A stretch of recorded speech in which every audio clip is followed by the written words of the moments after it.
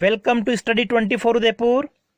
इस वीडियो में हम भारत की राष्ट्रीय कृषि नीति 2000 और राष्ट्रीय कृषि नीति 2007 इन दोनों कृषि नीति की प्रमुख कौन कौन सी विशेषताएं हैं उसे हम डिस्कस करने वाले हैं। सबसे पहले हम राष्ट्रीय कृषि नीति 2000 की अगर हम बात करें तो कृषि नीति जो है वो किसके द्वारा जारी की जाती है? कृषि एवं कृषक कल्याण मंत्रालय, जिसका पुराना नाम क्या है? कृषि मंत्रालय। राष्ट्रीय कृषि नीति 2000 जो है वो भारत सरकार के द्वारा 28 जुलाई 2000 को जारी की गई थी और उसमें जो कृषि मंत्री थे वो थे नीतीश कुमार। इस राष्ट्रीय कृषि नीति के प्रमुख उद्देश्यों की अगर हम बात करें, लक्ष्यों की बात करें, तो सबसे पहले इसमें लक्ष्य रखा गया था कि कृषि क्षेत्र में जो वार्षिक वृद्धि है वो 4% से ज्यादा रखना। कृषि क्षेत्र में वार्षिक वृद्धि को 4% तक बढ़ाना अगले 5 वर्षों तक। अगले 5 वर्षों का मतलब 2005 तक प्रति वर्ष कृषि जो वार्षिक वृद्धि दर है उसको 4% से बढ़ाना, ताकि जो जीडीपी है, सकल घरेलू उत्पाद है, उसमें कृषि क्षेत्र का योगदान बढ़ सके। तो कृषि क्षेत्र के योगदान को जीडीपी में बढ़ाने के लिए अगले 5 वर्षों तक प्रति वर्ष 4% की दर से कृषि में वार्षिक वृद्धि दर का लक्ष्य रखा गया था। दूसरा इसमें जो लक्ष्य रखा गया है, उद्देश्य वो कौन सा है? कृषि क्षेत्र का विकास करना जो मिट्टी, पानी और जैव विविधता के संरक्षण पर आधारित हो। कृषि क्षेत्र का विकास करने के साथ साथ में जो मिट्टी है उसकी उर्वरा शक्ति जो है वो नष्ट नहीं हो। हरित क्रांति के बाद में अगर हम देखते हैं रासायनिक खादों का ज्यादा प्रयोग करने से मिट्टी की जो उर्वरा शक्ति है उसमें कमी आ गई थी। तो उसको बनाए रखने के लिए जो जल है वो सीमित मात्रा में पाया जाता है, उसका संरक्षण करने के लिए, जैव विविधता का संरक्षण करने की बात इस राष्ट्रीय कृषि नीति में कही गई है। साथ ही साथ इसमें लक्ष्य रखा गया है कि समानता के साथ विकास। ऐसा नहीं हो कि कुछ बड़े बड़े किसान जो हैं उन्हें ही फायदा हो, जो छोटे किसान है वो उनकी आय में वृद्धि नहीं हो सके। इस कृषि नीति में लक्ष्य रखा गया है कि सभी किसानों की आय जो एक तरह से क्या हो, बढ़े, मतलब समानता के साथ विकास हो सके। फिर उसके बाद में नेक्स्ट लक्ष्य की अगर हम बात करें, आर्थिक उदारीकरण और वैश्वीकरण। जैसा कि हम जानते हैं कि 1991 में भारत में आर्थिक सुधार कार्यक्रम प्रारंभ किए गए थे। उदारीकरण, वैश्वीकरण और निजीकरण कार्यक्रम जो प्रारंभ किए गए थे, तो उसका जो कृषि क्षेत्र पर प्रभाव पड़ा है, कृषि उत्पादों के निर्यात पर जो प्रभाव पड़ा है, तो उनका सामना करने के लिए कृषि उत्पादों का निर्यात करना, ठीक है, जो मांग है उसको पूरा करना, ताकि किसानों को अधिकतम लाभ की प्राप्ति हो सके, ये लक्ष्य इसमें रखा गया है। और साथ ही साथ जो विकास किया जा रहा है वो सतत विकास होना चाहिए, टिकाऊ विकास होना चाहिए। मतलब विकास के साथ साथ में पर्यावरण को नुकसान नहीं हो, पर्यावरण का भी संरक्षण हो, विकास के साथ साथ में पर्यावरण का भी ध्यान रखा जाए। तो इस प्रकार के जो उद्देश्य हैं वो इस नीति के रखे गए हैं। अब इस नीति की प्रमुख विशेषताओं की अगर हम बात करें तो सबसे पहली जो विशेषता है वो कौन सी है? डब्ल्यूटीओ से कृषि समझौते का अनुपालन। ठीक है, डब्ल्यूटीओ की जो स्थापना हुई थी 95 में, तो उससे पहले स्थापना के समय डब्ल्यूटीओ के साथ में कृषि समझौता हुआ था कि कोई भी देश जो है वो कृषि वस्तुओं के आयात को रोक नहीं सकता है, लेकिन उसको नियंत्रित करने के लिए वो क्या कर सकता है? उनके आयात के ऊपर जो टैक्स हैं उसको बढ़ा सकता है। तो किसानों को संरक्षण प्रदान करने के लिए कृषि क्षेत्र में निजी क्षेत्र को बढ़ावा देने के लिए एक तरह से सरकार ने इस प्रकार की जो रणनीति है उसको अपनाया है। साथ ही साथ ये जो नीति थी, कृषि नीति, इसमें निजी क्षेत्र को प्रवेश की बात कही गई है। मतलब निजी क्षेत्र जो है वो भी क्या कर सकता है? कृषि क्षेत्र में निवेश कर सकता है। ठीक है, जो तिलहन है, मुख्य रूप से जैसे तिलहन वाली फसलें हैं, कपास है, बागवानी है, इन फसलों के अंतर्गत जो ठेका कृषि होती हैं, कॉन्ट्रैक्ट फार्मिंग जो होती हैं, जो निजी क्षेत्र खेतों को कॉन्ट्रैक्ट पे लेके खेती करते हैं, भूमि का जो पट्टा होता है उसको लीज पर देने की व्यवस्था की गई है, ताकि निजी क्षेत्र जो है वो भी अपनी पूंजी एक तरह से इस कृषि क्षेत्र में लगा सके, ताकि किसानों की आय को बढ़ावा मिल सके। तो किसानों की आय को बढ़ावा देने के लिए कुछ फसलें हैं, तिलहन, कपास, बागवानी, इन फसलों के उत्पादन के लिए ठेका कृषि को एक तरह से अनुमति देने की बात की गई है। किसानों की आय को बढ़ाने के लिए, देखो किसानों की आय जो होती है वो कृषि क्षेत्र के ऊपर निर्भर करती है, लेकिन कृषि के साथ साथ में जो पशुपालन क्रियाएं होती हैं उनको बढ़ावा देने की भी बात इस नीति के अंतर्गत कही है। जो पशुपालन है उसको प्राथमिकता, क्योंकि देखिए जब बाढ़ की स्थिति आती है, अकाल एवं सूखे की स्थिति आती है, तो अकाल एवं सूखे की स्थिति में जब अनाज का उत्पादन नहीं हो पाता है तो अनाज की जो ऊपर निर्भरता है उसको कम करने के लिए एक तरह से जो पशुपालन क्रियाएं हैं उनको भी प्राथमिकता देने की बात की गई है। जो भूकंप की स्थिति हो सकती है, बाढ़ की हो सकती है, प्राकृतिक आपदा हो सकती है, सूखे की स्थिति होती है, तो उस समय अनाज की जो कमी होती है उससे निपटने के लिए, लोगों की आवश्यकताओं को पूरा करने के लिए दूध, मांस, अंडे और पशुधन के जो उत्पाद होते हैं उनको आगे बढ़ाने की एक तरह से बात की गई, उनके उत्पादन की एक तरह से बात की गई कि उनका उत्पादन उस समय किया जाए ताकि हमको उस समय सहायता मिल सके। तो ये सहायक क्रिया जो होती हैं पशुपालन, उसमें सुधार की बात की गई है। नेक्स्ट अगर हम बात करें तो कृषि की जो सहायक क्रिया होती है, पशुपालन भी एक सहायक क्रिया है, उसके साथ साथ में अन्य जो सहायक क्रियाएं हैं पशुपालन के साथ साथ में, जैसे कि जलीय कृषि हो सकती हैं, बागवानी फसलें हो सकती हैं, तो इन फसलों के विकास की भी एक तरह से इसमें बात की गई है। नेक्स्ट है कि प्रतिबंधों की समाप्ति, मतलब किसान का जो उत्पादन होता है उस कृषि उत्पादन को पूरे भारत में वो कहीं पे भी बेच सकता है। एक स्थान से दूसरे स्थान पर ले जाने के लिए जो विभिन्न प्रकार के प्रतिबंध होते हैं उन विभिन्न प्रकार के प्रतिबंधों को हटाया जाएगा। विभिन्न प्रकार के जो कर होते हैं, जैसे कि पहले आपका एक चलता था चुंगी कर, तो इस प्रकार के जो कर हैं उन करों को हटाने की इस नीति के अंतर्गत बात की गई है, ताकि किसान अपना जो उत्पादन है पूरे भारत में कहीं पर भी एक तरह से बेच सके, जहां उसको अच्छी कीमत मिल रही है वहां पे एक तरह से वो बेच सके। इस प्रकार की इस नीति के अंतर्गत बात की गई है।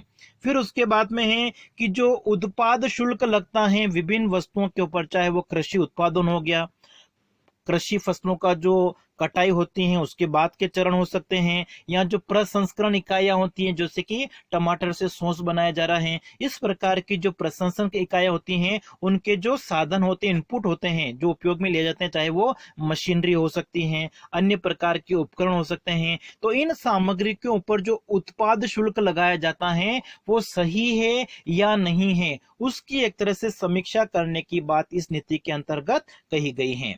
फिर इस नीति में विद्युतीकरण के ऊपर जोर दिया गया है, ग्रामीण विद्युतीकरण, क्योंकि जो कृषि क्षेत्र है उसमें अगर सिंचाई सुविधाओं का विस्तार करना है तो सिंचाई सुविधाओं का विस्तार करने के लिए कृषि क्षेत्र के पास में पर्याप्त मात्रा में बिजली होनी चाहिए, और जो हमारा ग्रामीण क्षेत्र है वो मुख्य रूप से कृषि पे आधारित हैं, तो ग्रामीण क्षेत्र में विद्युतीकरण को बढ़ावा देने से एक तरह से कृषि क्षेत्र में जो सिंचाई सुविधाएं हैं उनका विकास हो सकता है।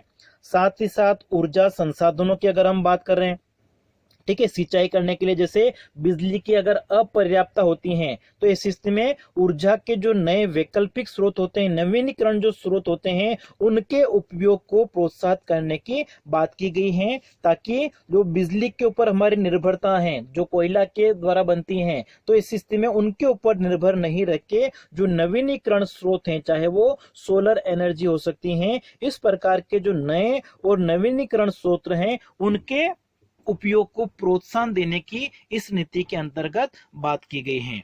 फिर संस्थागत वित्त की सुविधा की बात कर रहे हैं।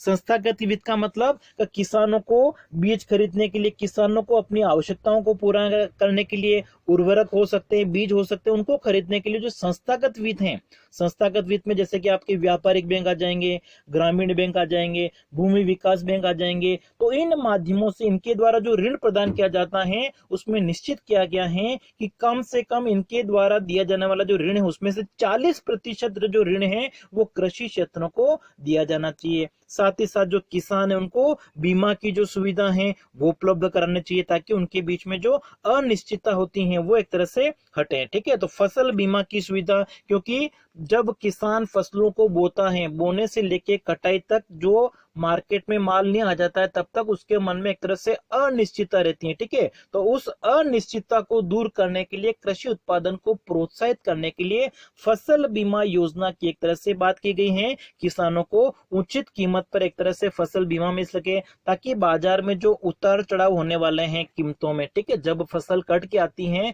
उस समय उसका जो मूल्य होता है वो बहुत घट जाता है कभी कभी, तो किसानों को इससे क्या होता है, बहुत नुकसान होता है। तो इससे बचने के लिए, ये जो उतार चढ़ाव होते रहते मार्केट में, इससे बचने के लिए बीमा पॉलिसी उपलब्ध कराने की बात की गई है। और बाद में अगर हम देखें 2010 में प्रधानमंत्री फसल बीमा योजना जो है प्रारंभ की गई थी। ठीक है, अलग अलग बीमा योजना जो है प्रारंभ की गई थी 2010 में। फिर उसके बाद में जो आधुनिक बीमा योजना है जो 2016 में स्टार्ट की गई थी। तो ये एक तरह से उसी नीति का हिस्सा है। तो फसल बीमा योजना प्रारंभ करने की एक तरह से इस नीति के अंतर्गत बात की गई थी।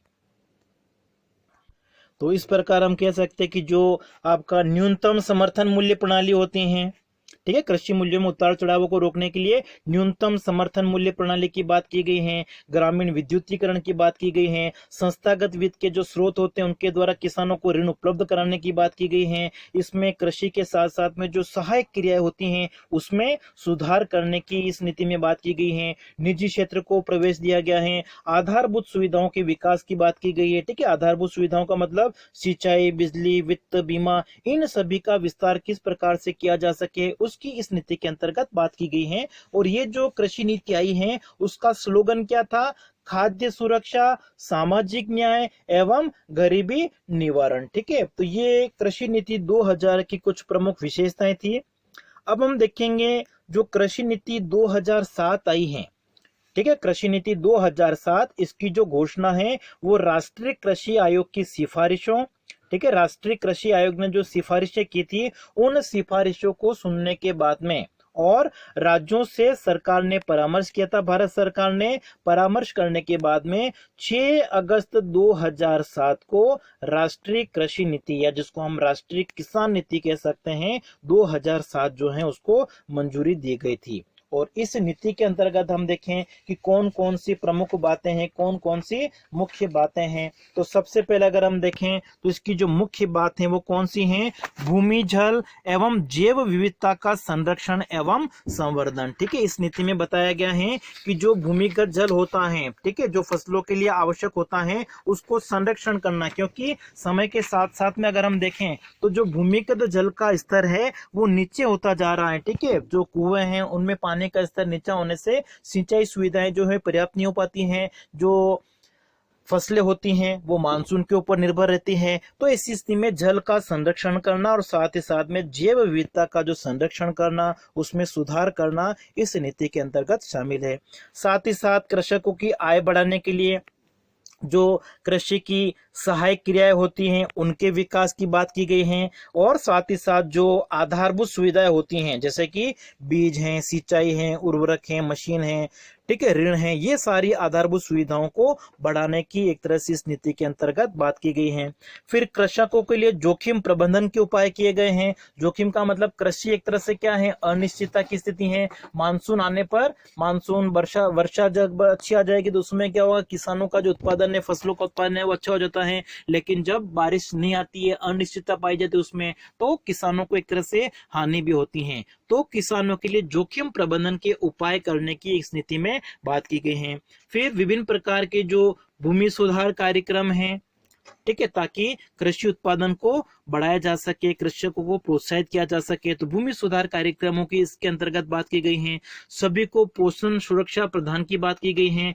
फिर युवाओं को कृषि की ओर आकर्षित करने की बात की गई है कि आज का जो युवा है वो कृषि क्षेत्र से हटकर जो सेवा क्षेत्र उधर जा रहा है, तो युवा हैं उनको भी एक तरह से कृषि क्षेत्र में नए नए नवाचार को अपनाने के लिए एक तरह से आकर्षित करने की बात इस नीति के अंतर्गत की है। जो कृषि स्नातक होते हैं, ग्रेजुएशन जिन्होंने कर रखी है, वो एक तरह से उद्यमी के रूप में विकसित हो सके, ये बात इसमें बताई गई है। फिर उसके बाद में अगर हम बात करें तो कृषि जो राज्य सूची का विषय है उसको हटा के समवर्ती सूची में रखने की बात की गई है केंद्र सरकार के अंडर में। आउटसोर्सिंग के तहत भारत को कृषि का वैश्विक केंद्र बनाने की बात की गई है। किसानों की आय को बढ़ाने के लिए केवल कृषि के ऊपर निर्भर नहीं रहना, कृषि के साथ साथ में जो उससे संबंधित क्रियाएं होती हैं, पशुपालन हो गया, जैसे मत्स्य पालन हो गया, मुर्गी पालन हो गया, इन उपायों को अपना के कृषकों की आय को बढ़ाने की बात की गई है। साथ ही साथ न्यूनतम समर्थन मूल्य को उपयोगी बनाने की बात की गई है ताकि किसानों के मन में अनिश्चितता नहीं रहे। जब वो फसलों को बोते हैं तो उनके मन में होना चाहिए कि हमको न्यूनतम इतना पैसा मिलेगा। तो जो न्यूनतम समर्थन मूल्य प्रणाली है एमएसपी जिसको हम कहते हैं, उसको और अच्छा बनाने की इस नीति के अंतर्गत बात की गई है। खाद्यान्नों के बैंकों का निर्माण करने की बात की गई है सभी के लिए, ठीक है। सामुदायिक खाद्यान्न बैंकों का निर्माण किया जाए ताकि अकाल एवं सूखे के समय उसका प्रयोग किया जा सके। ग्रामीण क्षेत्रों में अधिकांश जो जनसंख्या होती है वो कृषि के ऊपर निर्भर होती है, लेकिन कृषि के साथ साथ में जो गैर कृषि रोजगार के अवसर होते हैं उनको भी ग्रामीण क्षेत्रों में उपलब्ध कराने की बात की गई है ताकि जो अतिरिक्त जनसंख्या कृषि कार्यों में लगी हुई है उनको वहां से हटा के उनकी उत्पादकता को बढ़ाया जा सके। फिर कृषकों के लिए सामाजिक सुरक्षा की बात की गई इसके अंतर्गत, और जन वितरण प्रणाली के तहत जो खाद्यान्न सुरक्षा बास्केट होता है उसका विस्तार करने की इस नीति के अंतर्गत बात की गई है।